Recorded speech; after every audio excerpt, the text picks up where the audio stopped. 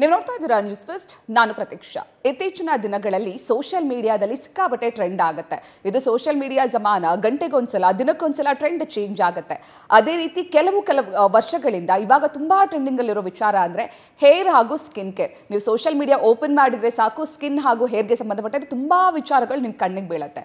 ಖುಷಿ ವಿಚಾರಪ್ಪ ಏನಪ್ಪ ಅಂದರೆ ಕೇವಲ ಹೆಣ್ಮಕ್ಳು ಮಾತ್ರ ಅಲ್ಲ, ಇವತ್ತು ಗಂಡ್ಮಕ್ಳು ಕೂಡ ಸ್ಕಿನ್ ಹಾಗೂ ಹೇರ್ ಬಗ್ಗೆ ತುಂಬ ಕಾಳಜಿ ವಹಿಸ್ತಿದ್ದಾರೆ. ಇವತ್ತು ನಮ್ಮ ಕಾರ್ಯಕ್ರಮದಲ್ಲಿ ನಾವು ಕೂಡ ಹೇರ್ ಹಾಗೂ ಸ್ಕಿನ್ ಕೇರ್ ಬಗ್ಗೆ ಜೊತೆಗೆ ಅದಕ್ಕಿರುವಂತಹ ಟ್ರೀಟ್ಮೆಂಟ್ಸ್ಗಳ ಬಗ್ಗೆ ಮಾತನಾಡ್ತಾ ಹೋಗ್ತೀವಿ. ಇದೇ ಹೊತ್ತಿನ ವಿಶೇಷ ಹೆಲ್ತ್ ಸೆಂಟರ್.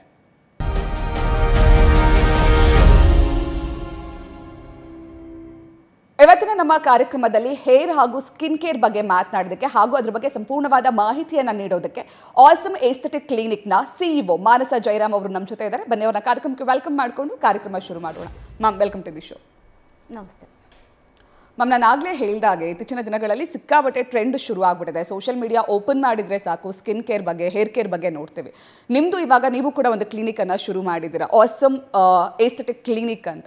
ಈಗ ಆಲ್ರೆಡಿ ಇಂಡಸ್ಟ್ರಿಯಲ್ಲಿ ತುಂಬ ಏಸ್ಥೆಟಿಕ್ ಕ್ಲಿನಿಕ್ಸ್ಗಳಿದೆ. ಸೊ ಅದೆಲ್ಲದಕ್ಕೂ ಕಂಪೇರ್ ಮಾಡಿದ್ರೆ ಅಥವಾ ಅದೆಲ್ಲದನ್ನು ಹೊರತುಪಡಿಸಿ ನಿಮ್ಮ ಕ್ಲಿನಿಕ್ ಎಷ್ಟು ವಿಭಿನ್ನವಾಗಿದೆ? ಇದನ್ನು ಶುರು ಮಾಡೋದಕ್ಕೆ ಕಾರಣ ಏನು?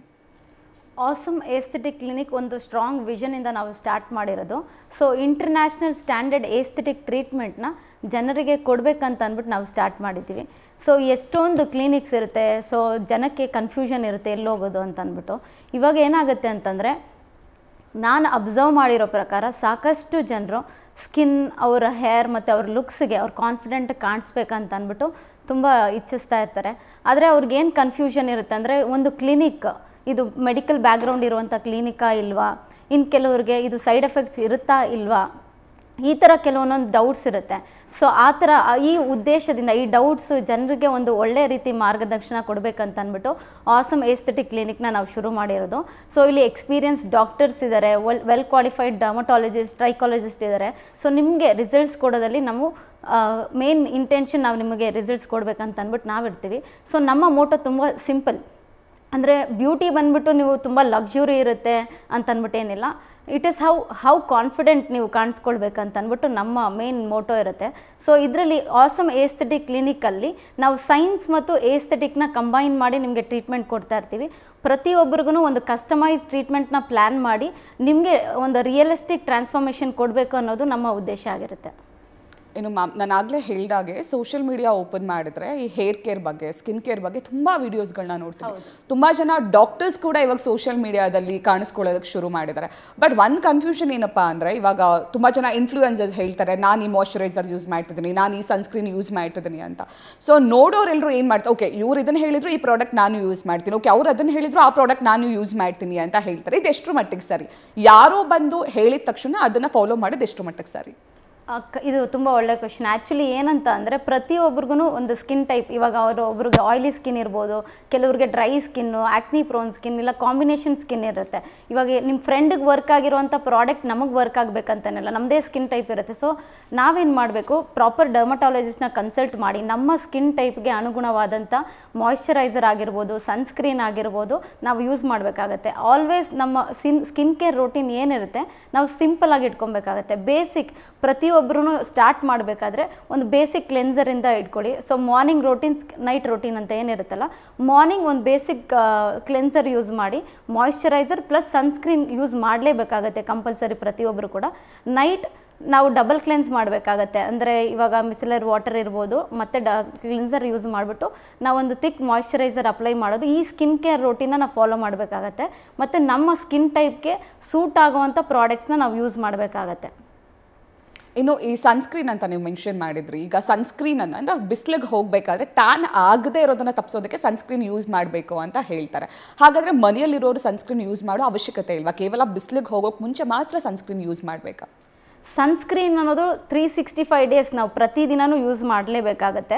ಇನ್ ಕೇಸ್ ನಾವೇನಾದರೂ ಹೊರಗಡೆ ಹೋಗ್ತಾ ಇದ್ದೀವಿ ಅಂತ ಅಂದರೆ 1 ಅವರ್ ಮುಂಚೆನೇ ನಾವು ಸನ್ಸ್ಕ್ರೀನ್ ಅಪ್ಲೈ ಮಾಡಬೇಕಾಗತ್ತೆ. Thick layer. ಇನ್ನೇನಾದರೂ ನಾವು ಔಟ್ಸೈಡೇ ಇದ್ದೀವಿ, ತುಂಬ ಔಟ್ಡೋರ್ಸಲ್ಲಿ ನಾವು ವರ್ಕ್ ಮಾಡ್ತಾ ಇದ್ದೀವಿ ಅಂತಂದರೆ ಎವ್ರಿ 2 ಅವರ್ಸ್ ಒನ್ಸ್ ನಾವು ಅಪ್ಲೈ ಮಾಡ್ತಾ ಇರಬೇಕು. ಸೊ ಈ ಥರ ಮಾಡೋದ್ರಿಂದ ನಮಗೆ ತುಂಬ ಯು ವಿ ರೇಸಿಂದ ನಮ್ಮ ಸ್ಕಿನ್ ಡ್ಯಾಮೇಜ್ ಆಗೋದನ್ನು ನಾವು ತಡೆಗಟ್ಬೋದು. ಪ್ರತಿಯೊಬ್ಬರೂ ಇವಾಗ ಕೆಲವ್ರು ಅನ್ಕೊತಾರೆ ಮಳೆ ಬರ್ತಾ ಇರುತ್ತೆ, ಸೊ ಇವಾಗೇನು ಸನ್ಲೈಟ್ ಇಲ್ವಲ್ಲ, ನಾನು ಅಂದರೆ ನಾವು ಸನ್ಸ್ಕ್ರೀನ್ ಯೂಸ್ ಮಾಡೋದು ಬೇಡ ಅಂತ ಅಂದ್ಬಿಟ್ಟು ಒಂದು ಮಿಸ್ಕನ್ಸೆಪ್ಷನ್ ಇರುತ್ತೆ. ಪ್ರತಿಯೊಬ್ಬರೂ ಮನೇಲಿರಲಿ ಅಥವಾ ಅದು ಕ್ಲೌಡಿ ಡೇಸ್ ಇರಲಿ, ಸನ್ಸ್ಕ್ರೀನ್ ಅದು ಕಂಪ್ಲೀಟ್ ಮಸ್ಟ್ ಇರುತ್ತೆ, ಪ್ರತಿದಿನವೂ ಯೂಸ್ ಮಾಡಬೇಕು ಅವರು.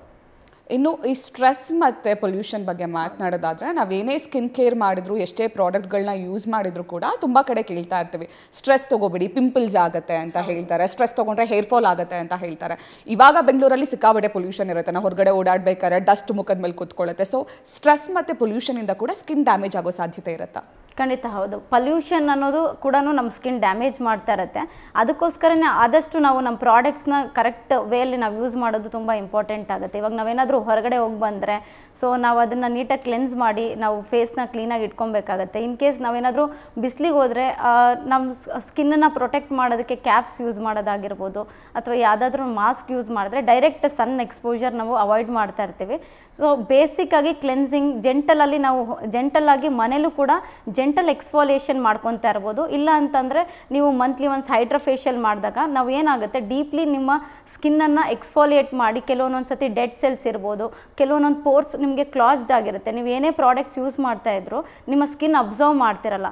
ಸೊ ಆ ಥರ ಇದ್ದಾಗ ನೀವು ಹೈಡ್ರೋಫೇಶಿಯಲ್ ತೊಗೊಂಡಾಗ ಕ್ಲಿನಿಕಲಿ ನಾವೇನು ಮಾಡ್ತೀವಿ, ನಿಮ್ಮ ಪೋರ್ಸ್ ಏನಾದ್ರೂ ಕ್ಲಾಸ್ಡ್ ಆಗಿದ್ರೆ ಅದನ್ನು ಅನ್ಕ್ಲಾಸ್ ಮಾಡಿ ಜೆಂಟಲಾಗಿ ನಿಮಗೆ ಎಕ್ಸ್ಫೋಲಿಯೇಟ್ ಮಾಡಿ ನಿಮ್ಮ ಸ್ಕಿನ್ನನ್ನು ಲಿಫ್ಟ್ ಮಾಡಿ ನೀವು ಏನೇ ಪ್ರಾಡಕ್ಟ್ಸ್ ಯೂಸ್ ಮಾಡಿದ್ರು ಅದು ಅಬ್ಸಾರ್ಪ್ಷನ್ ಚೆನ್ನಾಗಾಗುತ್ತೆ.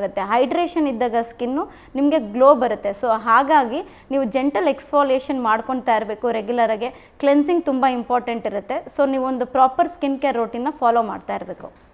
ಒಂದಷ್ಟು ಜನ ಈ ಸೋಷಿಯಲ್ ಮೀಡಿಯಾದಲ್ಲಿ ನೋಡಿಕೊಂಡು, ಜೊತೆಗೆ ಒಂದಷ್ಟು ಇನ್ಫ್ಲೂಯೆನ್ಸರ್ಸ್ನ ನೋಡಿಕೊಂಡು ಮನೆಯಲ್ಲೇ ಮದ್ದುಗಳನ್ನ ಮಾಡ್ಕೊಳ್ಳೋಕೆ ಶುರು ಮಾಡಿಬಿಟ್ಟಿರ್ತಾರೆ. ಸ್ಕ್ರಬ್ಗೆ ಇದನ್ನು ಯೂಸ್ ಮಾಡಬೇಕು, ಫೇಸ್ ಪ್ಯಾಕಾಗಿ ಇದನ್ನು ಯೂಸ್ ಮಾಡ್ಕೋಬೇಕು ಅಂತ ಯಾವುದೇ ಡಾಕ್ಟರ್ ಕನ್ಸಲ್ಟೇಷನ್ಸ್ ಇಲ್ಲದೆ ಆ ರೀತಿ ಮನೆ ಮದ್ದುಗಳನ್ನು ಮಾಡ್ಕೊಳ್ಳೋದು ಸೇಫ್ ಇದೆಯಾ? ಅದು ಎಸ್ಪೆಷಲಿ ಸ್ಕಿನ್ನಿಗೆ ಅದು ಸೇಫಾ? ಖಂಡಿತ ಇಲ್ಲ. ಯಾಕೆಂತಂದರೆ ಎಷ್ಟೊಂದು ಜನ ಇವಾಗ ಹೋಮ್ ಕೇರ್ ರೂಟೀನ್ ಅಂತ ಅಂದ್ಬಿಟ್ಟು ಇವಾಗ ತುಟಿ ಮೇಲೆ ಲೆಮನ್ ಅಥವಾ ಅಪ್ಲೈ ಮಾಡೋದಿರ್ಬೋದು, ಟೊಮ್ಯಾಟೊ ಮತ್ತು ಶುಗರ್ ಅದನ್ನು ಕೂಡ ಅಪ್ಲೈ ಮಾಡ್ತಾ ಇರ್ತಾರೆ.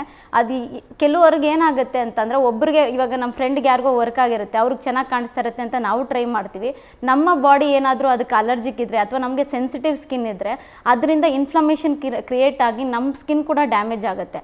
ನಮ್ಮ ಸ್ಕಿನ್ ಡ್ಯಾಮೇಜ್ ಆದಾಗ ಅದು ಪರ್ಮನೆಂಟ್ ಮಾರ್ಕ್ ಕೂಡ ಆಗ್ಬೋದು, ಮತ್ತು ಇನ್ಫ್ಲಮೇಷನ್ಸ್ ಮಾರ್ಕ್ ಉಳ್ಕೊಂಡಾಗ ಅದು ನೀವು ಕ್ಲಿನಿಕಲಿ ಇದು ಮಾಡಬೇಕಾಗತ್ತೆ. ಅದಕ್ಕೋಸ್ಕರನೇ ಆದಷ್ಟು ನಿಮ್ಮ ಸ್ಕಿನ್ ಟೈಪ್ ನಿಮ್ಗೆ ಗೊತ್ತಿಲ್ಲ ಅಂತಂದರೆ ಡಾಕ್ಟರ್ ರೆಕಮೆಂಡ್ ಮಾಡಿಸ್ಕೊಂಡು ನಿಮ್ಗೇನು ಸೂಟ್ ಆಗುತ್ತೆ ಅದನ್ನು ನೀವು ಯೂಸ್ ಮಾಡೋದು ಬೆಟರ್ ಇರುತ್ತೆ. ಇನ್ನು ತುಂಬ ಜನರಿಗೆ ತುಂಬ ವರ್ಷಗಳಿಂದ ಪಿಗ್ಮೆಂಟೇಷನ್ಸ್ ಇರುತ್ತೆ, ಸರಿಯಾಗಿ ಅದನ್ನು ಕೇರ್ ಮಾಡಿರಲ್ಲ, ಸರಿಯಾದ ಪ್ರಾಡಕ್ಟ್ಸ್ಗಳನ್ನ ಯೂಸ್ ಮಾಡಿರಲ್ಲ. ಈ ಪಿಗ್ಮೆಂಟೇಷನ್ಗೆ ಮೆಲನಿನ್ ಅಂತ ಕೂಡ ಹೇಳ್ತಾರೆ. ಸೊ ಈ ಪಿಗ್ಮೆಂಟೇಷನ್ ಅಂದರೆ ಏನು? ಪಿಗ್ಮೆಂಟೇಷನ್ಗೆ ಇರುವಂತಹ ಸರಿಯಾದ ಚಿಕಿತ್ಸೆ ಯಾವುದು? ಪಿಗ್ಮೆಂಟೇಷನ್ ನಾರ್ಮಲಿ ಯಾವ ಕಾರಣಕ್ಕೆ ಬರುತ್ತೆ ಅಂತಂದರೆ, ತುಂಬ ನಾವೇನಾದರೂ ಸನ್ ಎಕ್ಸ್ಪೋಜರ್ ಜಾಸ್ತಿ ಇದ್ದರೆ ಅಥವಾ ನಮಗೆ ಏನಾದರೂ ಹಾರ್ಮೋನಲ್ ಇಂಬ್ಯಾಲೆನ್ಸ್ ಆಗಿದ್ದರೆ, ಯಾವುದಾದ್ರೂ ನಾವು ಪ್ರಾಡಕ್ಟ್ ಯೂಸ್ ಮಾಡಿ ಆ ಪ್ರಾಡಕ್ಟ್ ಏನಾದರೂ ನಮ್ಮ ಸ್ಕಿನ್ ಮೇಲೆ ಡ್ಯಾಮೇಜ್ ಮಾಡಿದರೆ, ಇಲ್ಲ ಜೆನೆಟಿಕ್ ಫ್ಯಾಕ್ಟರ್ಸ್ಗೂ ಕೂಡ ಕೆಲವೊಂದೊಂದು ಸತಿ ಪಿಗ್ಮೆಂಟೇಷನ್ ಆಗ್ತಾ ಇರುತ್ತೆ. ಸೊ ಎಲ್ಲ ಕಾರಣವೂ ಕೂಡ ಪಿಗ್ಮೆಂಟೇಷನ್ಗೆ ಇದಿರುತ್ತೆ. ಸೊ ನಾವೇನು ಮಾಡ್ತೀವಿ, ನಮ್ಮ ಡರ್ಮಟಾಲಜಿಸ್ಟ್ ಆಸಮಲ್ಲಿ ಏನು ಮಾಡ್ತಾರೆ ಅಂತಂದರೆ, ನಿಮ್ಮ ಸ್ಕಿನ್ನನ್ನು ಅನಾಲಿಸಿಸ್ ಮಾಡಿ ನಿಮಗೆ ಏನು ಪ್ರಾಬ್ಲಮ್ ಇದೆ ಅಥವಾ ಆ ಪಿಗ್ಮೆಂಟೇಷನ್ ಎಷ್ಟು ಡೆಪ್ತ್ ಇದೆ ಅಂತ ನೋಡಿ ನಿಮಗೆ ಲೇಸರ್ ಟೋನಿಂಗ್ ಮಾಡಬೇಕಾಗತ್ತಾ, ಇಲ್ಲಾಂತಂದರೆ ಕೆಮಿಕಲ್ ಪೀಲಿಂಗ್ ಮಾಡಬೇಕಾಗತ್ತಾ, ಇಲ್ಲ ಅಂದರೆ ಕೆಲವೊಬ್ಬೊಬ್ರು ಏನಾಗುತ್ತೆ ಅಂದರೆ ಪ್ರಾಪರ್ ಒಂದು ಮೆಡಿಕಲ್ ಸ್ಕಿನ್ ಕೇರ್ ಏನು ಬೇಕಾಗುತ್ತೆ ಅದನ್ನು ಗೈಡನ್ನು ಮಾಡ್ತಾರೆ. ನೀವು ಅದೇ ರೀತಿ ಫಾಲೋ ಮಾಡ್ಕೊಂಬಂದರೆ ನಿಮ್ಗೊಂದು ಪ್ರಾಪರ್ ಒಂದು ಹೆಲ್ದಿ ಸ್ಕಿನ್ನನ್ನು ನೀವು ಪಡ್ಕೊಬೋದು. ಈ ಸ್ಕಿನ್ ಬ್ರೈಟ್ನಿಂಗಿಗೋಸ್ಕರ ತುಂಬ ಕ್ರೀಮ್ಸ್ಗಳನ್ನ ಯೂಸ್ ಮಾಡ್ತಾರೆ. ನಾಗಲೇ ಹೇಳಿದಾಗೆ ಡಾಕ್ಟರ್ನ ಸರಿಯಾಗಿ ಕನ್ಸಲ್ಟ್ ಮಾಡಿದೆ ಈ ಮೆಡಿಕಲ್ ಶಾಪಲ್ಲಿ ಯಾವುದೋ ಸಿಕ್ಬಿಡುತ್ತೆ ಅಥವಾ ಎಲ್ಲೋ ನೋಡಿಬಿಟ್ವಿ ಅಂತ ಹೇಳಿ ಒಂದಷ್ಟು ಪ್ರಾಡಕ್ಟ್ಸ್ಗಳನ್ನ ಯೂಸ್ ಮಾಡ್ತಾರೆ. ಸೊ ಈ ಪಿಗ್ಮೆಂಟೇಷನ್ಗೆ ಅಥವಾ ಸ್ಕಿನ್ ಬ್ರೈಟ್ನಿಂಗ್ಗೆ ಇರುವಂತಹ ಸರಿಯಾದ ಟ್ರೀಟ್ಮೆಂಟ್ ಯಾವುದು? ನಿಮ್ಮ ಆಸಮ್ ಎಸ್ಥೆಟಿಕ್ ಕ್ಲಿನಿಕಲ್ಲಿ ಅದಕ್ಕಿರುವಂತಹ ಟ್ರೀಟ್ಮೆಂಟ್ಸ್ ಯಾವುದು? ಸೊ ನಾವು ಆವಾಗಲೇ ಹೇಳ್ದಂಗೆ ಕೆಲವ್ರಿಗೆ ಏನಾಗುತ್ತೆ, ಇವಾಗ ನಾವು ಸ್ಕಿನ್ ಅನಾಲಿಸಿಸ್ ಮಾಡಿ ಎಷ್ಟು ಡೆಪ್ತ್ ಇದೆ ಅಂತ ನೋಡ್ತೀವಿ. ಕೆಲವ್ರಿಗೆ ಮೆಲಾಸ್ಮಾ ಇರುತ್ತೆ, ಕೆಲವ್ರಿಗೆ ಯಾವುದೋ ಪ್ರಾಡಕ್ಟ್ಸ್ ಯೂಸ್ ಮಾಡಿ ಡ್ಯಾಮೇಜ್ ಆಗಿರುತ್ತೆ, ಇಲ್ಲ ಅಂತಂದರೆ ಏನೋ ಒಂದು ಬರ್ನ್ ಆಗಿ ಬರ್ನ್ ಮಾರ್ಕ್ ಹಾಗೆ ಉಳ್ಕೊಂಡಿರುತ್ತೆ. ಸೊ ಈ ಥರ ಇದ್ದಾಗ ನಾವೇನು ಮಾಡ್ತೀವಿ, ಕೆಮಿಕಲ್ ಪೀಲಿಂಗ್ ಅಂತ ಅಂದ್ಬಿಟ್ಟು, ಸೊ ಇದೊಂದು ಜೆಂಟಲ್ ಎಕ್ಸ್ಫೋಲಿಯೇಷನ್. ಸೊ ಆ ಡೆಡ್ ಸೆಲ್ಸ್ ಏನಿರುತ್ತೆ, ಆ ಪಿಗ್ಮೆಂಟೇಷನ್ ಏನಿರುತ್ತೆ ಅದನ್ನು ಲೈಟನ್ ಮಾಡೋಕ್ಕೆ ಸೊ ಒಂದು ಜೆಂಟಲ್ ಎಕ್ಸ್ಫೋಲಿಯೇಷನ್ಗೋಸ್ಕರ ನಾವು ಕೆಮಿಕಲ್ ಪೀಸನ್ನು ಯೂಸ್ ಮಾಡ್ತೀವಿ. ಇನ್ನು ಕೆಲವ್ರಿಗೆ ಹೈಡ್ರೇಷನ್ ಇರಲ್ಲ, ಸ್ಕಿನ್ ತುಂಬ ಡ್ರೈ ಇರುತ್ತೆ, ಆ ಡ್ರೈನೆಸ್ಸಿಂದ ಅವ್ರಿಗೆ ಫುಲ್ ಡಲ್ ಇದ್ದಾಗ ಅದಕ್ಕೆ ಹೈಡ್ರೋಫೇಶಿಯಲ್ ಇರ್ಬೋದು ಸಜೆಸ್ಟ್ ಮಾಡ್ತಾ ಇರ್ತೀವಿ. ಲೇಸರ್ ಟೋನಿಂಗಿಂದನೂ ಕೂಡ ಆ ಕಾಂಪ್ಲೆಕ್ಷನ್ ಏನಿರುತ್ತೆ ಅದನ್ನು ಕೂಡ ಲೈಟನ್ ಮಾಡೋಕ್ಕೆ ಲೇಸರ್ ಟೋನಿಂಗ್ ನಾವು ಯೂಸ್ ಮಾಡ್ತಾ ಇರ್ತೀವಿ. ಈ ಎಲ್ಲ ಟ್ರೀಟ್ಮೆಂಟ್ ಕೆಲವೊಬ್ಬೊಬ್ರಿಗೆ ಜಸ್ಟ್ ಪ್ರಾಡಕ್ಟ್ಸಿಂದನೂ ಕೂಡ ನಾವು ಇವಾಗ ಲೈಟ್ ಅವ್ರಿಗೆ ಇವಾಗ ಪಿಗ್ಮೆಂಟೇಷನ್ ಸ್ಟಾರ್ಟ್ ಆಗ್ತಾ ಇದೆ ಅಂದರೆ ಒಂದು ಲೈಟ್ ಕ್ರೀಮ್ಸ್ ಏನಿರುತ್ತೆ ಪ್ರಾಡಕ್ಟ್ಸ್ ಅವ್ರನ್ನ ಸಜೆಸ್ಟ್ ಮಾಡಿ ಅದನ್ನು ಸ್ಕಿನ್ ಲೈಟ್ನಿಂಗ್ ಮಾಡೋಕ್ಕೆ ನಾವು ಅವ್ರಿಗೆ ಸಜೆಸ್ಟ್ ಮಾಡ್ತಾ ಇರ್ತೀವಿ. ಎಸ್ ಡಾಕ್ಟರ್ ಮ್ಯಾಮ್, ಪ್ರತಾಪ್ ಅಂತ ಹಾಸನದಿಂದ ಒಬ್ರು ಕಾಲ್ ಮಾಡಿದ್ದಾರೆ. ನಮಸ್ತೆ ಪ್ರತಾಪ್. ಪ್ರತಾಪ್ ಅವರೇ, ನನ್ನ ಧ್ವನಿ ಕೇಳಿಸ್ತಿದ್ಯಾ? ಕೇಳಿಸ್ತಿದೆ ಮೇಡಮ್. ಪ್ರತಾಪ್ ಅಂತ ನುಗ್ಗಿಳ್ಳಿ. ನಮಸ್ತೆ ಸರ್, ಹೇಳಿ. ಮೇಡಮ್, ಸ್ಕಿನ್ನು ಹಾಂ, ಪ್ರಾಬ್ಲಮ್ ಮಾಡುತ್ತಿದೆ. ಸಾರಿ ಕೇಳಿಸ್ತಾ ಇಲ್ಲ, ನಿಮ್ಮ ಧ್ವನಿ ಸರಿಯಾಗಿ ಕೇಳಿಸ್ತಿಲ್ಲ. ಸ್ಕಿನ್ ಏನಾಗಿದೆ?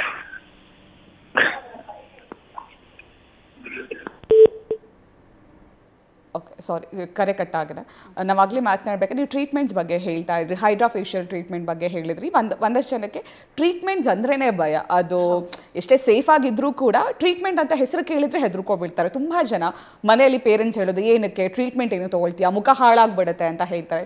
ಸೊ ನಿಮ್ಮ ಆಸಮ್ ಏಸ್ಥೆಟಿಕ್ ಕ್ಲಿನಿಕಲ್ಲಿ ಯಾವುದೇ ಟ್ರೀಟ್ಮೆಂಟ್ಸ್ ಅಂತ ತೊಗೊಂಡು ಎಷ್ಟು ಸೇಫ್ ಆಗಿರುತ್ತೆ? ಸೊ ಖಂಡಿತ ಸೇಫ್ ಇರುತ್ತೆ. ಅದು ನೀವು ಹೇಳೋದು ಕೂಡ ನಿಜ. ಎಷ್ಟೊಂದು ಜನಕ್ಕೆ ಇದ್ರ ಬಗ್ಗೆ ನಾಲೆಜ್ ಇರಲ್ಲ. ಸೊ ಏನಾದರೂ ತೊಗೊಂಡ್ರೆ ಸೈಡ್ ಎಫೆಕ್ಟ್ಸ್ ಆಗುತ್ತಾ, ಮತ್ತು ಕೆಲವೊಂದೊಂದು ಕ್ಲಿನಿಕ್ಸಿಂದ ಬ್ಯಾಡ್ ಎಕ್ಸ್ಪೀರಿಯನ್ಸ್ ಆಗಿ ಅದು ಕೂಡ ಸ್ಪ್ರೆಡ್ ಆದಾಗ ಎಷ್ಟೊಂದು ಜನಕ್ಕೆ ಈ ಫೋಬಿಯಾ ಬರೋದು ತುಂಬ ನಿಜಾನೇ. ಸೊ ನಾವೇನು ಮಾಡ್ತೀವಿ ಆಸಮ್ ಏಸ್ಥೆಟಿಕ್ ಕ್ಲಿನಿಕಲ್ಲಿ, ಪ್ರತಿಯೊಬ್ಬರಿಗೂ ಒಂದೇ ಥರ ಟ್ರೀಟ್ಮೆಂಟ್ ಅಂತ ಇರಲ್ಲ. ಇವಾಗ ಫಾರ್ ಎಕ್ಸಾಂಪಲ್ ಅವ್ರ ಸ್ಕಿನ್ ಟೈಪ್ ಇರ್ಬೋದು, ಅವ್ರ ಹೇರ್ ಕಂಡೀಷನ್ ಇರ್ಬೋದು, ಅವ್ರ ಲೈಫ್ ಸ್ಟೈಲ್ನ ಅನಲೈಸ್ ಮಾಡಿ ಅವ್ರಿಗೆ ತಕ್ಕಂಥ ಟ್ರೀಟ್ಮೆಂಟ್ನ, ಅವ್ರಿಗೆ ಅನುಗುಣವಾದಂಥ ಟ್ರೀಟ್ಮೆಂಟ್ನ ಸಜೆಸ್ಟ್ ಮಾಡಿ ಅವ್ರಿಗೆ ರಿಸಲ್ಟ್ ಓರಿಯೆಂಟೆಡ್ ಒಂದು ಒಳ್ಳೆ ಟ್ರಾನ್ಸ್ಫಾರ್ಮೇಷನ್ ಕೊಡೋದಕ್ಕೆ ಹೆಲ್ಪ್ ಮಾಡ್ತಾ ಇರ್ತೀವಿ. ಯಾಕೆಂತಂದರೆ ಸ್ಕಿನ್ ಟೈಪಲ್ಲಿ ಎಷ್ಟೊಂದು ಥರ ಇರುತ್ತೆ. ಹೇರ್ ಕಂಡೀಷನ್ ಅಂತ ಬಂದಾಗ ಇವಾಗ ಹೇರ್ ಫಾಲ್ ರಿಲೇಟೆಡ್ ಅವ್ರಿಗೆ ತುಂಬ ರೀಸನ್ಸಿಂದ ಆಗ್ತಾ ಇರುತ್ತೆ. ಅವ್ರನ್ನ ರೂಟ್ ಕಾಸ್ನ ನಾವು ಅನಾಲಿಸಿಸ್ ಮಾಡಿ ಅದ್ರ ತಕ್ಕಂತೆ ರೂಟ್ ಕಾಸ್ಗೆ ನಾವು ಟ್ರೀಟ್ಮೆಂಟ್ನ ಪ್ಲ್ಯಾನ್ ಮಾಡ್ತಾ ಇರ್ತೀವಿ. ರಾಜು ಅಂತ ಬೆಂಗಳೂರಿಂದ ಕರೆ ಮಾಡಿದ್ದಾರೆ. ನಮಸ್ತೆ ರಾಜು ಅವರೇ. ನಮಸ್ತೆ ಮೇಡಮ್. ಹೇಳಿ ಸರ್. ಮೇಡಮ್, ನನಗೆ ತುಂಬ ಡ್ಯಾಂಡ್ರಫ್ ಇದೆ. ಆ ಕಾರಣ ನಾನು ತುಂಬ ಆಯಿಲ್ ಎಲ್ಲ ಯೂಸ್ ಮಾಡ್ತಾ ಇದ್ದೀನಿ, ಬಟ್ ಯಾವುದು ಏನಂತ ರಿಸಲ್ಟ್ ಬರ್ತಾ ಇಲ್ಲ. ಅದಕ್ಕೆ ಕೇಳಬೇಕಿತ್ತು. ಓಕೆ, ನಮಸ್ತೆ ರಾಜು ಅವರೇ. ಸೊ ನಿಮಗೆ ಎಷ್ಟು ಟೈಮಿಂದನೂ ಡ್ಯಾಂಡ್ರಫ್ ಇದೆ? ಸುಮಾರು ಒಂದು 3-4 ವರ್ಷದಿಂದ ಡ್ಯಾಂಡ್ರಫ್ ಇದೆ ಮೇಡಮ್. ತುಂಬ ಟ್ರೈ ಮಾಡಿದೆ, ಏನೂ ರಿಸಲ್ಟ್ಸ್ ಬರ್ತಾ ಇರಲಿಲ್ಲ. ನೀವೆಲ್ಲಾದರೂ ಕನ್ಸಲ್ಟ್ ಮಾಡಿದ್ರಾ ಇದಕ್ಕೆ ಮುಂಚೆ? ಇಲ್ಲ ಮ್ಯಾಮ್, ಏನು ಕನ್ಸಲ್ಟ್ ಏನು ಮಾಡಿರಲಿಲ್ಲ. ಬಟ್ ಪ್ರಾಡಕ್ಟ್ಸ್ ಯೂಸ್ ಮಾಡಿದ್ದೆ ನಾನು. ಆಯಿಲ್ ಯೂಸ್ ಮಾಡ್ತೀನಿ ರೆಗ್ಯುಲರ್ ಆಗಿ, ಬಟ್ ಏನು ಡಿಫ್ರೆನ್ಸ್ ಬರ್ತಾ ಇಲ್ಲ. ಓಕೆ, ನೀವೇನು ಮಾಡ್ತಾ ಇದ್ದೀರಾ, ಆಯಿಲ್ ಯೂಸ್ ಮಾಡೋದ್ರಿಂದ ನಿಮ್ಮ ಡ್ಯಾಂಡ್ರಫ್ ಇನ್ನೂ ಟ್ರಿಗರ್ ಆಗ್ತಾ ಇರುತ್ತೆ. ಸೊ ಮೇಜರಾಗೆ ನಿಮಗೆ ಡ್ಯಾಂಡ್ರಫ್ ಇದೆ ಅಂತಂದರೆ ನೀವು ಆಯಿಲ್ ಯೂಸ್ ಮಾಡಬಾರ್ದು. ಎಷ್ಟೊಂದು ಜನಕ್ಕೆ ಅದು ಮಿತ್ತಿರುತ್ತೆ, ನಾನು ಆಯಿಲ್ ಯೂಸ್ ಮಾಡಿದ್ರೆ ಡ್ಯಾಂಡ್ರಫ್ ಕಡಿಮೆ ಆಗುತ್ತೆ ಅಂತ. ಅದಿನ್ನೂ ಜಾಸ್ತಿ ಮಾಡ್ತಾ ಇರುತ್ತೆ. ಇವಾಗ ನಿಮ್ಗೆ ಏನಾದರೂ ಫಂಗಲ್ ಇನ್ಫೆಕ್ಷನ್ ಇದ್ದು ನೀವು ಆಯಿಲ್ ಯೂಸ್ ಮಾಡ್ತಾ ಇದ್ದರೆ ಅದಿನ್ನೂ ನಿಮಗೆ ಜಾಸ್ತಿ ಟ್ರಿಗರ್ ಮಾಡ್ತಾ ಇರುತ್ತೆ. ಆದಷ್ಟು ನೀವು ಇವಾಗ ಆಯಿಲ್ ಯೂಸ್ ಮಾಡೋದನ್ನ ಸ್ಟಾಪ್ ಮಾಡಿ ನೀವು ಒಂದು ಪ್ರಾಪರ್ ಕಿಟೋಕೊನಾಜಲ್ ಬೇಸ್ಡ್ ಅಥವಾ ಸ್ಯಾಲಿಸಿಲಿಕ್ ಬೇಸ್ಡ್ ಇರೋವಂಥ ಡ್ಯಾಂಡ್ರಫ್ ಶ್ಯಾಂಪೂನ ಯೂಸ್ ಮಾಡ್ತಾಯಿರಿ. ಆದಷ್ಟು ನೀವು ನಮ್ಮ ಕ್ಲಿನಿಕ್ಗೆ ವಿಸಿಟ್ ಮಾಡಿ ನಿಮ್ಮ ಸ್ಕ್ಯಾಲ್ಪ್ ಅನಾಲಿಸಿಸ್ ಮಾಡಿ ನಿಮಗೆ ಏನು ಕಾರಣಕ್ಕೆ ಹೇರ್ ಫಾಲ್ ಆಗ್ತಾಯಿದೆ ಅಥವಾ ಡ್ಯಾಂಡ್ರಫ್ ಏನಕ್ಕೆ ನಿಮಗೆ ಪದೇ ಪದೇ ಅಕರೆನ್ಸ್ ಆಗ್ತಾಯಿದೆ ಅಂತ ನಾವು ನಿಮ್ಗೆ ತಿಳಿಸ್ಕೊಡ್ಬೋದು. ಇವತ್ತಿನ ನಮ್ಮ ಕಾರ್ಯಕ್ರಮದಲ್ಲಿ ಆಸಮ್ ಏಸ್ಥೆಟಿಕ್ ಕ್ಲಿನಿಕ್ನ ಸಿಇಒ ಆಗಿರುವಂತಹ ಮಾನಸ ಜಯರಾಮ್ ಅವರಿದ್ದಾರೆ. ಬನ್ನಿ ಅವರ ಹತ್ರ ಮಾತುಕತೆ ಮುಂದುವರಿಸ್ತಾ ಹೋಗೋಣ. ನಾವಾಗಲೇ ಸ್ಕಿನ್ ಕೇರ್ ಬಗ್ಗೆ ಮಾತನಾಡಿದ್ವಿ, ಈಗ ಹೇರ್ ಕೇರ್ ಬಗ್ಗೆ ಮಾತನಾಡೋಣ. ಹೆಣ್ಮಕ್ಳಿಗಿಂತ ಗಂಡು ಮಕ್ಕಳಿಗೆ ಹೇರ್ ಫಾಲ್ ಸಮಸ್ಯೆ ಜಾಸ್ತಿ ಆಗಿದೆ. ಜೊತೆಗೆ ಗಂಡು ಮಕ್ಕಳು ಇವಾಗ ಹೇರ್ ಕೇರ್ ಬಗ್ಗೆ ತುಂಬ ಕಾನ್ಸಂಟ್ರೇಟ್ ಮಾಡ್ತಿದ್ದಾರೆ, ತುಂಬ ಮುತುವರ್ಜಿ ವಹಿಸ್ತಿದ್ದಾರೆ. ಸೊ ಇತ್ತೀಚಿನ ದಿನಗಳಲ್ಲಿ ಹೇರ್ ಫಾಲ್ ಯಾಕೆ ಇಷ್ಟೊಂದು ಜಾಸ್ತಿ ಆಗ್ತಾ ಇದೆ? ಎಲ್ಲರೂ ಕೂಡ ಇಲ್ಲ ನಂಗೆ ಹೇರ್ ಫಾಲ್ ಆಗ್ತದೆ, ಗ್ರೇ ಹೇರ್ಸ್ ಬರ್ತಿದೆ ಅಂತೆಲ್ಲ ಹೇಳ್ತಾರೆ. ಯಾಕೆ ಜಾಸ್ತಿ ಆಗ್ತದೆ? ಕಾರಣ ಏನು ಹೇರ್ ಫಾಲ್ ಆಗೋದಕ್ಕೆ? ಹೇರ್ ಫಾಲ್ ಆಗೋದಕ್ಕೆ ಜಾಸ್ತಿ ತುಂಬ ರೀಸನ್ಸ್ ಇದೆ. ಸೊ ಆಸಮ್ ಏಸ್ಥೆಟಿಕ್ ಕ್ಲಿನಿಕಲ್ಲಿ ನಾವೇನು ಮಾಡ್ತೀವಿ ಅಂದರೆ ಪ್ರಮುಖವಾಗಿ ಮೇಜರಾಗಿ ರೂಟ್ ಕಾಸ್ ಏನಂತ ತಿಳ್ಕೊತೀವಿ. ಅಂದರೆ ಎಷ್ಟೊಂದು ಜನಕ್ಕೆ ಸ್ಟ್ರೆಸ್ ಅಥವಾ ಲೈಫ್ ಸ್ಟೈಲ್, ತುಂಬ ವರ್ಕ್ ಪ್ರೆಷರಿಂದ ಇದು ಮಾಡ್ತಾ ಇರ್ತಾರೆ, ಪ್ರಾಪರ್ ಒಂದು ಲೈಫ್ ಸ್ಟೈಲ್ ಇಟ್ಕೊಂಡಿರಲ್ಲ, ಆ ಕಾರಣದಿಂದನೂ ಹೇರ್ ಫಾಲ್ ಆಗ್ತಾ ಇರುತ್ತೆ. ಇನ್ನು ಕೆಲವರಿಗೆ ಅವ್ರ ನ್ಯೂಟ್ರಿಷನಲ್ ಡಿಫಿಷಿಯನ್ಸಿ ಇರ್ಬೋದು. ಮೇಜರಾಗಿ 90% ಜನ ಇವಾಗ ಪ್ರಾಪರಾಗಿ ತಿಂತಾರಲ್ಲ, ಒಂದು ಬ್ಯಾಲೆನ್ಸ್ ಡಯಟನ್ನು ಫಾಲೋ ಮಾಡ್ತಾ ಇರಲ್ಲ, ಅಥವಾ ಅವ್ರಿಗೆ ನ್ಯೂಟ್ರಿಷನಲ್ ಡಿಫಿಷಿಯನ್ಸಿ ಆದ್ರೂ ಕೂಡ ಅವ್ರಿಗೆ ಹೇರ್ ಫಾಲ್ ಆಗ್ತಾ ಇರುತ್ತೆ. ಸೊ ಅದಕ್ಕೆ ಕೆಲವೊಂದೊಂದು ಬ್ಲಡ್ ಟೆಸ್ಟನ್ನು ನಾವು ಅನಾಲಿಸಿಸ್ ಮಾಡಿ ಅವ್ರಿಗೆ ಏನು ಟ್ರೀಟ್ಮೆಂಟ್ ಬೇಕಾಗುತ್ತೆ, ಅಥವಾ ಏನಾದರೂ ಡಿಫಿಷಿಯನ್ಸಿ ಇದ್ದರೆ ಅವ್ರು ಯಾವ ಥರ ಫುಡ್ ತಿಂದರೆ ಅದನ್ನು ರೆಕ್ಟಿಫೈ ಮಾಡ್ಕೊಬೋದು, ಇಲ್ಲ ಕೆಲವು ಸಪ್ಲಿಮೆಂಟ್ಸ್ ಅವ್ರಿಗೆ ನಾವು ಸಜೆಸ್ಟ್ ಮಾಡ್ತಾ ಇರ್ತೀವಿ. ಮೆಜಾರಿಟಿ ಇನ್ನು ಕೆಲವರಲ್ಲಿ ಏನಾಗ್ತಾ ಇರುತ್ತೆ ಅಂದರೆ ಹಾರ್ಮೋನಲ್ ಇಂಬ್ಯಾಲೆನ್ಸಿಂದನೂ ನಾವು ಹೇರ್ ಫಾಲನ್ನು ನೋಡ್ತಾ ಇರ್ತೀವಿ. ಮತ್ತು ತುಂಬ ಪಲ್ಯೂಷನ್ಸಿಂದ ಯಾವುದಾದ್ರೂ ಪ್ರಾಡಕ್ಟ್ ಯೂಸ್ ಮಾಡಿ ಅದು ಕೂಡ ಡ್ಯಾಮೇಜ್ ಏನಾದರೂ ಆಗಿದರೆ ಡ್ಯಾಂಡ್ರಫ್ ಇರ್ಬೋದು. ಇನ್ನು ಕೆಲವರಲ್ಲಿ ಹೆರಿಡಿಟ್ರಿ, ಅವರ ವಂಶದಲ್ಲಿ ಯಾರಿಗಾದ್ರೂ ಈ ಥರ ಹೆರಿಡಿಟ್ರಿಯಿಂದ ಹೇರ್ ಫಾಲ್ ಆಗಿ ಅದು ಹೇರ್ ಲಾಸಿಗೆ ಕನ್ವರ್ಟ್ ಆಗಿದ್ದರೆ ಇವ್ರಿಗೂ ಕೂಡ ಬರುವಂಥ ಚಾನ್ಸಸ್ ಇರುತ್ತೆ. ಬಟ್ ಅದಕ್ಕೆ ಇವರು ಪ್ರಾಪರ್ ಪ್ರಿಕಾಷನ್ಸ್ ತೊಗೊಂಡ್ರೆ ಖಂಡಿತ ಅವ್ರಿಗೆ ಹೇರ್ ಲಾಸ್ ಅನ್ನೋದು ಇರೋದಿಲ್ಲ. So age factor wise hair fall ಮತ್ತು ಬಾಲ್ನೆಸ್ ಅನ್ನೋದನ್ನ ನಾವು ನೋಡ್ತಿರ್ತೀವಿ. ಸೊ ಇದಕ್ಕೆ ನಾವೇನು ಮಾಡಬೇಕಂದ್ರೆ ಪ್ರಾಪರ್ ಬ್ಯಾಲೆನ್ಸ್ ಡಯಟ್ನ ನಾವು ಫಾಲೋ ಮಾಡ್ಕೊಬೇಕು. ಒಂದು ಪ್ರಾಪರ್ ಹೇರ್ ಕೇರ್ ರೂಟೀನ್, ಒಂದು ನೀಟಾಗಿ ನಮ್ಗೆ ಯಾವುದೇ ರೀತಿ ಡ್ಯಾಂಡ್ರಫ್ ಬರದೇ ಇರೋ ರೀತಿ ನಾವು ನಮ್ಮ ಸ್ಕ್ಯಾಲ್ಪನ್ನು ನೀಟಾಗಿ ಇಟ್ಕೊಂಡ್ರೆ, ಈ ರೀತಿ ಕಾರಣಗಳಿಂದ ಒಂದು ಬ್ಯಾಲೆನ್ಸ್ ಡಯಟ್ ಫುಡ್ ಫಾಲೋ ಮಾಡಿಕೊಂಡ್ರೆ ಯಾವುದೇ ರೀತಿ ಹೇರ್ ಫಾಲ್ ಇರೋದಿಲ್ಲ. ಇವಾಗ ನೀವೇ ಹೇಳಿದಾಗೆ ನ್ಯೂಟ್ರಿಷನಲ್ ಡೆಫಿಷಿಯನ್ಸಿ ಅಂತ ಹೇಳಿದ್ರಿ. ಇವಾಗ ಸ್ಕಿನ್ ಮತ್ತು ಹೇರ್ ಎರಡೂ ಆದರೂ ಕೂಡ ನಾವು ಹೊರಗಡೆಯಿಂದ ಎಷ್ಟೇ ಆರೈಕೆ ಮಾಡಿಕೊಂಡ್ರು ಕೂಡ ಆಹಾರ ಪದ್ಧತಿಗಳು ಸರಿಯಾಗಿರಬೇಕು ಅಂತ ಹೇಳ್ತಾ ಇದ್ರಿ. ಫಸ್ಟ್ ಕಾಲರ್ ಇದ್ದಾರೆ, ಅವ್ರ ಹತ್ರ ಮಾತಾಡೋಣ. ಭ್ರಮರಾಂಬ ಅಂತ ಕಾಲ್ ಮಾಡಿದ್ದಾರೆ. ನಮಸ್ತೆ ಮ್ಯಾಮ್. ನಮಸ್ತೆ. ಹೇಳಿ ಮ್ಯಾಮ್. ಮ್ಯಾಮ್, ಪಿಗ್ಮೆಂಟೇಷನ್ ಆಗಿದೆ ಸ್ವಲ್ಪ ನನಗೆ. ಅದು ಮೆನೋಪಾಸ್ ಆದ್ಮೇಲೆ ಆಗಿದೆ. ಓಕೆ. ಆ ಥರ ಟ್ರೀಟ್ಮೆಂಟ್ ಹೋಗ್ಬೇಕು. ಬಂಗ್ ಅಂತಾರೆ ನೋಡಿ, ಹಾಂ, ಅದು ನಮಗೆ ಬ್ಲಾಕ್ ಮಾರ್ಕ್ ಆಗಿದೆ. ಓಕೆ. ಕ್ರೀಮು ಏನೇನೋ ನಾನು ತಿಂದಾಕಿದ್ರು ಏನು ಗುಣ ಆಗಿಲ್ಲ. ಏನ್ ಮಾಡ್ಬೋದು ಅಂತ ಹೇಳಿ ನಿಮ್ಮ ಕಡೆಯಿಂದ. ಮೆನೋಪಾಸ್ ಆದಮೇಲೆ ಪಿಗ್ಮೆಂಟೇಷನ್ ಜಾಸ್ತಿ ಆಗಿದೆ ಅಂತ ಹೇಳ್ತಿದ್ದಾರೆ. ಸೊ ನಿಮಗೆ ಈ ಮೆಲಾಸ್ಮಾ ಬಂಗ್ ಅಂತ ನೀವೇನೇ ಹೇಳಿದ್ರಲ್ಲ, ನಿಮ್ಮ ಫ್ಯಾಮಿಲಿಲಿ ಯಾರಿಗಾದ್ರೂ ಇದೆಯಾ ಈ ಥರ? ನಮ್ಮ ಮಮ್ಮಿಗೆ ಇತ್ತಪ್ಪ, ಇದಕ್ಕಿದ್ದಂಗೆ ಹೋಯ್ತು, ಇದಕ್ಕಿದ್ದಂಗೆ ಬಂತು, ಮತ್ತೆ ಏನಿಲ್ಲ. ಅವರು ನೀವೇನಾದರೂ ಪ್ರಾಡಕ್ಟ್ಸ್ ಯೂಸ್ ಮಾಡಿದ್ದೀರಾ ಇದಕ್ಕೆ? ಡಾಕ್ಟರ್ ಏನಾದರೂ ಕನ್ಸಲ್ಟ್ ಮಾಡಿದ್ದೀರಾ? ಮಾಡಿದ್ದೆ, ಏನು ಪ್ರಯೋಜನ ಆಗಿಲ್ಲ, ಒಂದು ಸ್ವಲ್ಪನೂ ಪ್ರಯೋಜನ ಆಗಿಲ್ಲ. ಓಕೆ. ಮೆಲಾಸ್ಮಾ ಅಂತ ಅಂದ್ಬಿಟ್ಟು ಏನಿರುತ್ತೆ, ಅದು ನಿಮಗೆ ಏನಾದ್ರೂ ಜೆನೆಟಿಕ್ಸ್ ರೀಸನಿಂದನೂ ಬಂದಿರುತ್ತೆ. ಸೊ ಮೇಜರಾಗಿ ನಿಮ್ಗೆ ಏನಾದರೂ ಹಾರ್ಮೋನಲ್ ಇಂಬ್ಯಾಲೆನ್ಸಸ್ ಆಗಿದ್ರು ಕೂಡ ಕೆಲವೊಂದೊಂದು ನಾವು ಬ್ಲಡ್ ಟೆಸ್ಟ್ ಮಾಡಿಸಿ ಅದಕ್ಕೆ ನಾವು ಇದು ನೀವೇನು ಹೇಳ್ತಾರಲ್ಲ ಪಿಗ್ಮೆಂಟೇಷನ್, ನಾನು ಆವಾಗಲೇ ಮಾತಾಡ್ತಿದ್ದಂಗೆ ಕೆಮಿಕಲ್ ಪೀಲಿಂಗ್ ಏನಿರುತ್ತೆ, ಇದಕ್ಕೆ ಮೆಲಾಸ್ ಪೀಲ್ ಅಂತ ಮಾಡ್ತೀವಿ. ಇದು ನಿಮಗೆ ಸ್ವಲ್ಪ ಟೈಮ್ ಬೇಕಾಗುತ್ತೆ. ಸೊ ಒಂದು 4-5 ಸೆಷನ್ಸ್ ನೀವು ಕೆಮಿಕಲ್ ಪೀಲಿಂಗ್ ತೊಗೊಳೋದ್ರಿಂದ ನಿಮ್ಮ ಸ್ಕಿನ್ ಲೈಟನ್ ಆಗುತ್ತೆ. ಮತ್ತು ಇದೇನಂತಂದರೆ ಮೆಲಾಸ್ಮಾ ನೀವು ಕಂಟ್ರೋಲ್ ಮಾಡೋದಕ್ಕೆ ಒಂದು ಪ್ರಾಪರ್ ಸ್ಕಿನ್ ಕೇರ್ನ ಫಾಲೋ ಮಾಡಬೇಕಾಗತ್ತೆ. ನೀವು ಎಲ್ಲಿರೋದು? ಬೆಂಗಳೂರು 8ನೇ ಮೈಲಿ, ಹೆಸರುಘಟ್ಟ ರೋಡ್. ಓಕೆ. ನಮ್ಮ ಕ್ಲಿನಿಕ್ ಬಂದ್ಬಿಟ್ಟು ಬಸವೇಶ್ವರ ನಗರಲ್ಲಿದೆ. ನೀವು ಒಂದ್ಸತಿ ವಿಸಿಟ್ ಮಾಡಿ, ನಿಮ್ಮ ಸ್ಕಿನ್ ಅನಾಲಿಸಿಸ್ ಮಾಡಿ ನಿಮ್ಗೆ ಏನು ಟ್ರೀಟ್ಮೆಂಟ್ ಬೇಕಾಗುತ್ತೆ ಮತ್ತು ನಿಮಗೆ ಪ್ರಾಪರ್ ಈ ಮೆಲಾಸ್ಮಾ ಕಂಟ್ರೋಲ್ ಮಾಡೋದಕ್ಕೆ ಒಂದು ಸ್ಕಿನ್ ಕೇರ್ನ ನಾವು ನಿಮಗೆ ಸಜೆಸ್ಟ್ ಮಾಡ್ಬೋದು. ಎಲ್ಲಿ ಬರುತ್ತೆ ಮ್ಯಾಮ್ ಅಡ್ರೆಸ್? ಬಸವೇಶ್ವರ ನಗರ್ ಇರುತ್ತೆ. ಮೆಟ್ರೋ ರಾಜಾಜಿನಗರ್ ಮೆಟ್ರೋ ಇದೆಯಲ್ಲ, ಅಲ್ಲಿಂದ ಜಸ್ಟ್ ಒಂದು 200 ಮೀಟರ್ಸ್ ಹತ್ರನೇ ಇದೆ ನಿಮಗೆ. ಅಡ್ರೆಸ್ ಕಳಿಸ್ಬೋದಾ ನನ್ನ ಇದಕ್ಕೆ? ಖಂಡಿತ. ನೀವು ಇವಾಗ ಡಿಸ್ಪ್ಲೇ ಆಗ್ತಿರೋ ನಂಬರ್ಗೆ ನೀವು ಕಾಲ್ ಮಾಡಿ, ನಿಮಗೆ ಅಡ್ರೆಸ್ ಗೈಡ್ ಮಾಡ್ತೀವಿ. ಅದೇ ಲ್ಯಾಂಡ್ಲೈನ್ ಮಾಡಿದ್ದೀನಿ. ಥ್ಯಾಂಕ್ ಯು ನ್ಯೂಸ್ ಫಸ್ಟ್ಗೆ ಕರೆ ಮಾಡಿ ಮಾತನಾಡಿದ್ದಕ್ಕೆ. ಅನಿತಾ ಅಂತ ಬೆಂಗಳೂರಿಂದ ಕರೆ ಮಾಡಿದ್ದಾರೆ. ನಮಸ್ತೆ ಅನಿತಾ ಅವರೇ. ಅನಿತಾ ಅವರೇ, ನನ್ನ ಧ್ವನಿ ಕೇಳಿಸ್ತಿದ್ಯಾ? ಹಾ, ಕೇಳಿಸ್ತಿದೆ ಮೇಡಮ್. ಹೇಳಿ ಮಾ. ಮ್ಯಾಮ್, ಆಕ್ಚುಲಿ ಪ್ರೋಗ್ರಾಮ್ ನೋಡ್ತಾ ಇದ್ದೆ, ಚೆನ್ನಾಗಿ ಬರ್ತಿದೆ.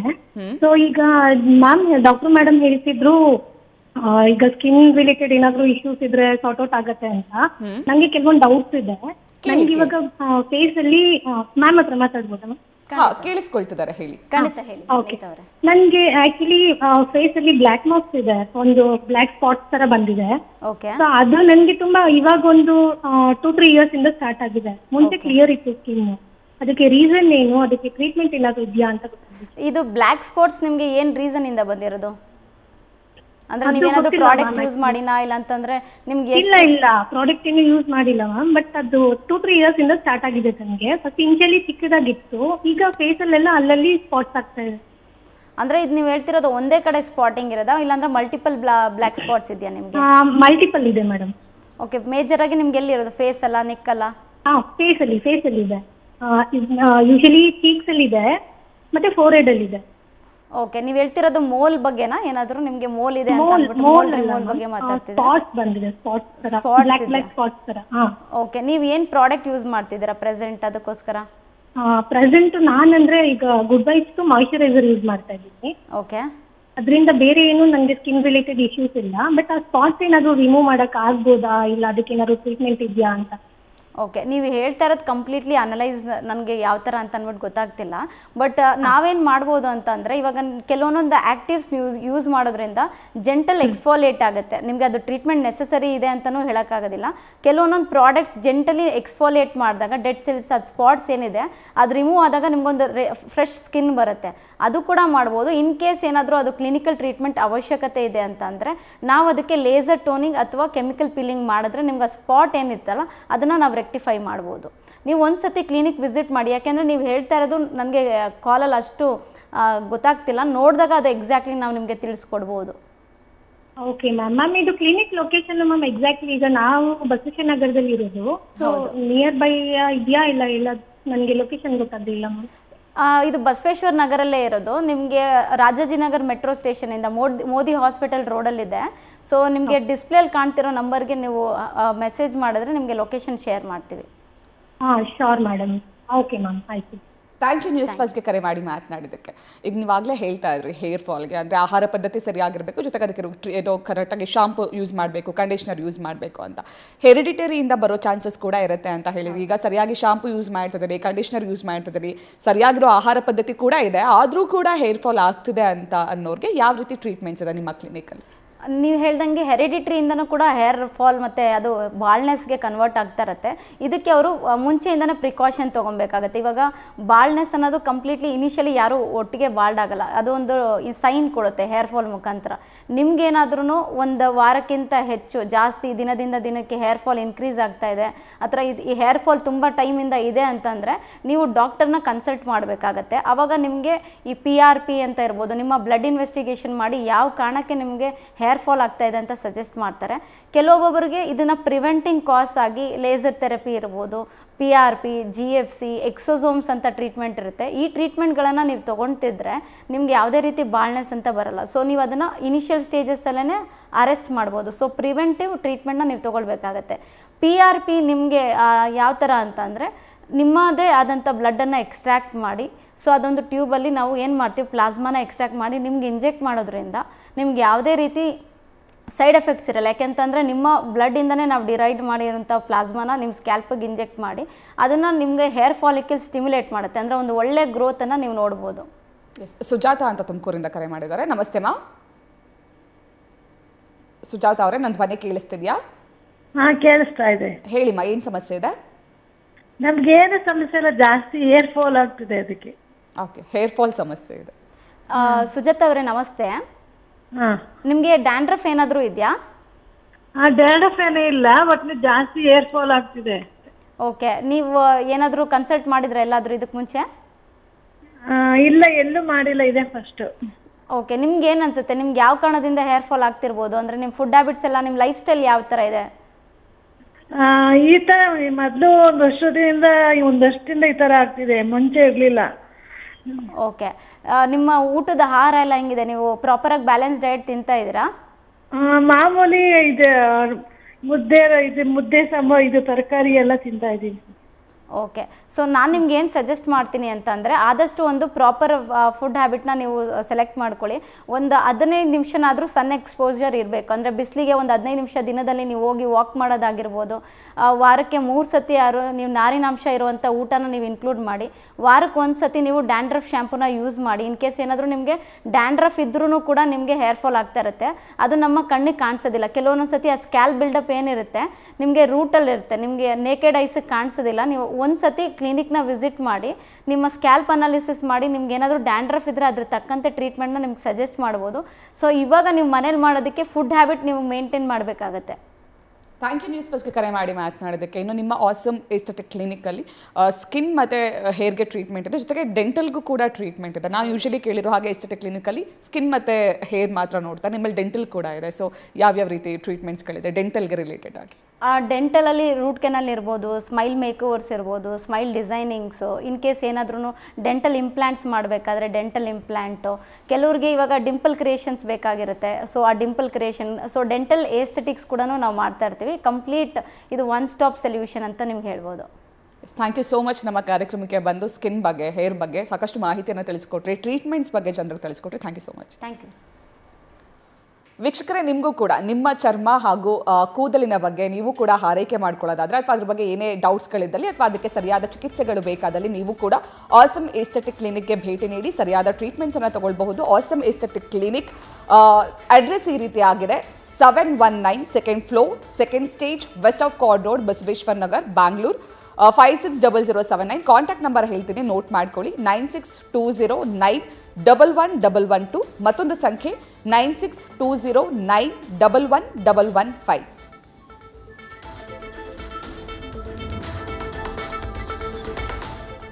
ಇದಾಗಿದೆ ಹೊತ್ತಿನ ಹೆಲ್ತ್ ಸೆಂಟರ್ ವಿಶೇಷ. ಕ್ಷಣದ ಮಾಹಿತಿಗಾಗಿ ನೋಡ್ತಾ ಇರಿ ನ್ಯೂಸ್ ಫಸ್ಟ್, ನಿರ್ಭೀತಿಯಿಂದ ನಿಮ್ಮ ಪರವಾಗಿ. ನ್ಯೂಸ್ ಫಸ್ಟ್, ನಿರ್ಭೀತಿಯಿಂದ ನಿಮ್ಮ ಪರವಾಗಿ.